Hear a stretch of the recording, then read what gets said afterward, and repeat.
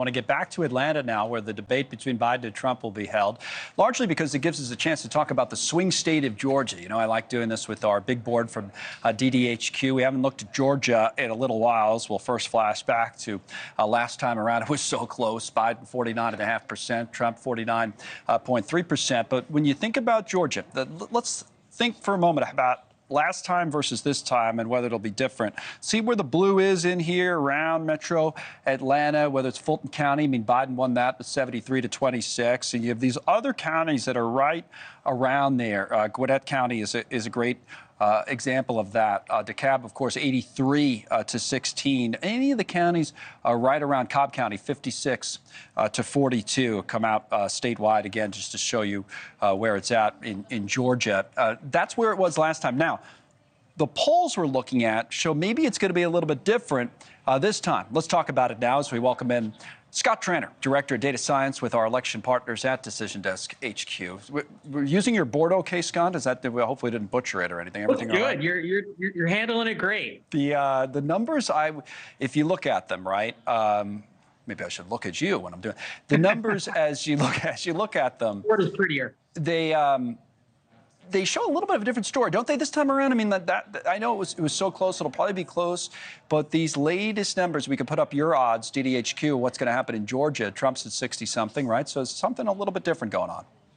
Yeah, look, it is a different map in 2024 than it is in 2020. We're looking, it's still about 130 days before election, but Donald Trump is favored to win the state of Georgia, just like he won in 2016. The ground is shifting, the turnout shifting, the sentiment for Donald Trump is shifting, and we're seeing that in places like Georgia. We're seeing that in some closer states like Virginia and Minnesota and Michigan as well. All right. So, again, it's the DDHQ forecast. Trump favored in Georgia. Models got him at 63%.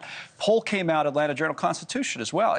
I'm sure you saw that one today. So anything you dig into that poll, I'm going to look at age on it in a moment, but the overall top line on it was 43-38. So that's outside the margin, right, for Trump in Georgia?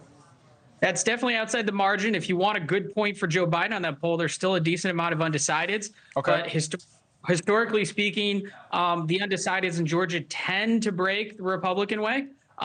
So we expect Donald Trump to win the majority of those undecideds, but they're still up for grabs for Joe Biden. But that's why, fundamentally speaking, as you pointed out, Georgia, the forecast, about a 65% chance for Donald Trump to win. What about on the age? If you look at demographics, we had this 15-year-old kid reporter on this last hour, who, by the way, was terrific, better than I am. But he was talking about the young vote, the Gen Z and everything else. This first column allows us also to talk about RFK Jr. a little bit, 18-29.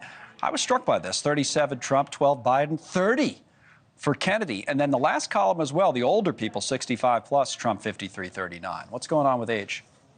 You know what? This is one of those polls that had we seen this 6 months ago, we would have said, hey, this is an outlier. I mean, let's see more. We're seeing a lot of polls that show that 18-29 group.